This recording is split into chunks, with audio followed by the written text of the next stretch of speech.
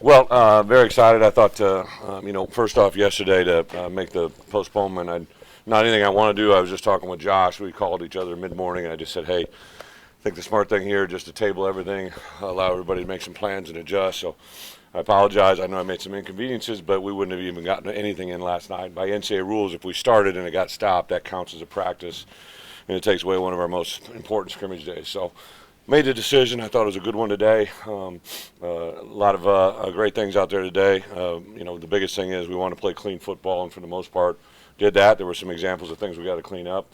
Offensively, I thought we executed pretty well, pretty good with the ball security, especially with the ones. Twos did some good things as well. We went a lot of good on good, and in the first part there was Stud. I want to get, I kind of referred to him as the Big Five, Johnny and Keith and Isaiah and Julian and Isaiah Williams. Let them play non-tackle, and then we pulled them out, and then we went tackle for everybody else, and saw some good things. Really good to see kind of a good crowd out there. I didn't know what it was going to be, but that was awesome. And then also we had about 200 former Lettermen in this weekend, and saw them last night in the building, and then saw them again tonight. Really good to be in front of them. Hopefully they get a little bit more pride as we move forward. So really excited about that. And with that, open up for some questions. This is probably our best look at Luke Altmaier. What has he shown you in these last 14 practices? We've gotten 14 practices in, and he's gotten better, I think, in each one. He understands football very easily. It comes to him naturally. Very accurate, good passer. I think what we do is a lot of things he's familiar with. Him and Barry have, I think, meshed together very well from a coach-player relationship. But also I thought, Donovan did some good things today. Obviously the one interception, but these guys aren't used to working with each other all the time, so some of the routes and QB combos, it's something that will get a little bit more enhanced the more reps they get together. But and then I thought John Paddock came in and did some good stuff. I thought our running backs really ran hard. Excited up front that we blocked some people offensively that allowed those gaps and those runs to start happening. But defensively, we played with good attitude, good energy. Saw some good open field tackling. I thought we kicked the ball pretty well, and we did some punt at the beginning and field goals, and then Caleb Griffin's really hitting the ball all through spring ball. So excited to see that go forward. But yeah, Luke has been impressive, and I think the best is yet to come. Hank Beatty making some plays. Who's that? Is it Hank Beatty? Yeah. Is that indicative of the kind of spring he's had? Since Hank got here, he's got, I would say, exceptional hand skills, right? He's been a guy that's been decorated for the way he's caught the ball for his entire high school career. Catches the ball very naturally, catches it in traffic, catches it in open spacing, catches it over his shoulder. He's just a very talented receiver, and today is just a little bit of what we've seen all spring and really going back to last fall. Harry mentioned Brandon Henderson on your offensive line. As far as your early enrollees, as offensive line go, he was getting a lot of work today, Yeah. and it seemed like he was getting better and better. Brennan has been a very impressive player. I go back to Coach Sunk. The first time I was in the high school with Coach Sunk as a head coach here at Illinois, he pointed out Brendan to me and said, that's the guy. He loves football. He loves to play. He trains. Went through some weight loss when he was in high school, and just incredible motor. And Coach Sunk had a lot of great players, right? And when he points somebody out like that, I took notice. Literally offered him the next day, just based off of a guy that I really respect in the profession. And I would say Brendan has probably played as many different positions and taken as many reps as anybody in this program the entire spring. He ran with one day he ran with the ones, the twos, and the Devo and didn't bat an eye. So just really excited about him and where he can go. Speaking of freshman, Connor Wiltshire getting some meaningful reps. What has he brought in just his first semester? Yeah, Canary, kind of what we thought. We originally recruited him as a corner, and then about halfway through I said, you want to play wide receiver, and he started smiling. So pretty easy decision. I think he led the state of Florida in receptions. I go back to a couple springs or summers or scrimmages ago, kind of a cold day that first day, and he was the first one to catch one on a boundary with his fingertips, and just shows he has exceptional skills in the catching department. He's a very fast player, learns very well. He's a very competitive player, great personality. I think he's a huge hit for us, and I think really good things to come. Coach, in terms of naming the starting quarterback, is that way down the road? Yeah. Got to give you things to write about, right? But yeah, I think tonight we showed there's probably three guys that have continued to be impressive all spring. I think depth brings the best out of people, and those three guys have continued to be very impressive. And each of them have a definite skill level, but also different levels of experience. Obviously, John Paddock's obviously been a starter, right? Luke's had a couple live game scenarios in the SEC, and of course Donovan's been living and breathing football his whole life. So. All of them have gotten better. As far as naming a quarterback, I would say not to put a dag on it, but I could see it parlaying a little bit like last year. I think we have a good idea where we're going, but we probably won't do anything officially until we're probably real sure, maybe a week or two out. And leadership-wise, that's usually a position that kind of, Yeah, but Tommy jumped in that last year. completely different. Tommy was a different personality. Luke's a totally different personality than him. John Paddock is probably a little bit in the middle, and Donovan's probably a little combo of all three. I think quarterback's got to have a bravado and understanding and chemistry, and I think all three of those guys have it. Kirkland Michaud, even at that time, comes in and does some stuff. I like the personality of our quarterback room and where it's at. How do you expect in a second spring?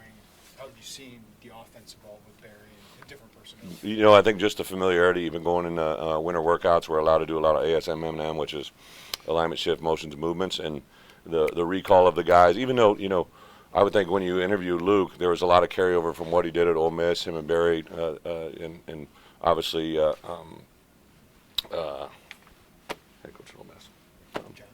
No, the head coach, Lane, and what he done, right, was very down some of the same tree as Barry, and so I think there was some carryover for him. And then Paddock is just a very quick learner. He's a very high football IQ, and then Donovan's been hearing it, right? He's heard it the most, him and Michaud. So there's a lot of good carryover for the quarterbacks. But just big picture, I think you have one more practice. What do you guys feel like you're able to accomplish this spring, and what maybe helped inform you personnel-wise? The biggest thing for me, I tell our players all the time, right? As a head coach, and as a player, there's one thing we all share, right? We can't buy time. We can't borrow time. We can't go back and buy a day. We can't go forward and buy a day. We have to live the moment and be the best as we can. And we've gotten 14 practices. I asked them at the beginning of the year to take advantage of every opportunity. When we came into winter, we talked about taking advantage of all 8 weeks. And now we came into spring ball. We said, let's get it better on 15 practices. And we've got 4 in the books. I think we've gotten better in every one. As long as we do that, I don't care what the rest of the country is doing. I know what we can do, and we just got to keep jumping forward, and we've done that. I think our guys understand it. I get a kick out of it when you're talking to them, and they'll say what practice it was, what number it is, and I just think when you see and hear other players, they don't talk that way, right? It's kind of just in the process, and it's another indicator to me that the guys understand what we're trying to do. It's like doing a lot of mixing, matching in the secondary of the spring. Where do you kind of feel like that group is at with those guys right now? Who's that? Just with the secondary overall. Oh, secondary. It's been a little bit of everything because Matt Bailey's out, right? And obviously he's a catalyst, I think, for what we're going to do forward. And then you had Taz, who was limited because of his hand, and then he had a concussion, so he was out a little bit. And now this is literally his first day back, even on a limited basis. In the secondary, we had Xavier Scott kind of playing 3 or 4 different positions, but I think he'll settle into one. Nicario Harper is a very impressive player. He's got to learn to play within his own means, but a very impressive and a player that got better every day this spring. I really like the growth of Tyson Rooks. I really like Zach Tobey is a kid that's been pretty impressive since he came in.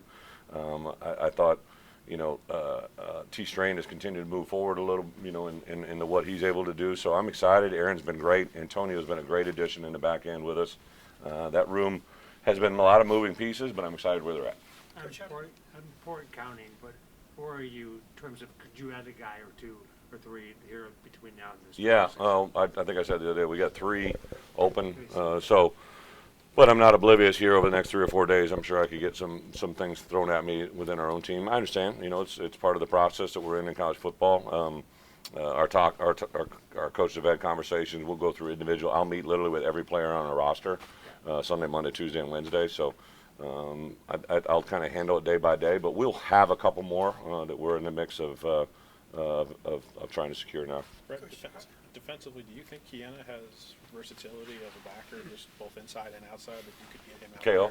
there? Yeah, he's not overly tall, but he's really long and has explosive skill sets. A very instinctive player. It's been fun. He was a high school running back. I remember when I was talking with Coach, he's like, Brett, I don't know what he is, but I know he's a football player, and that's kind of what we've discovered. Like, it's just, again, another recommendation from an Illinois high school coach that we took.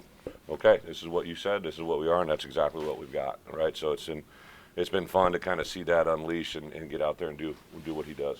How did postponing this for kind of impact what you had planned recruiting-wise? It actually helped us, right? I don't think, but like, if we had like 60 guys coming on Thursday, and if we came for the game, we have to get involved in the game and get all these different things. So when we made that shift, on Wednesday, we immediately got on the phone. Pat and his whole staff started contacting because there's all kinds of rules. We can't call them, but we can text them, and like just all kinds of craziness. But we had a great day yesterday, had an incredibly day today, and then actually we get a bonus tomorrow.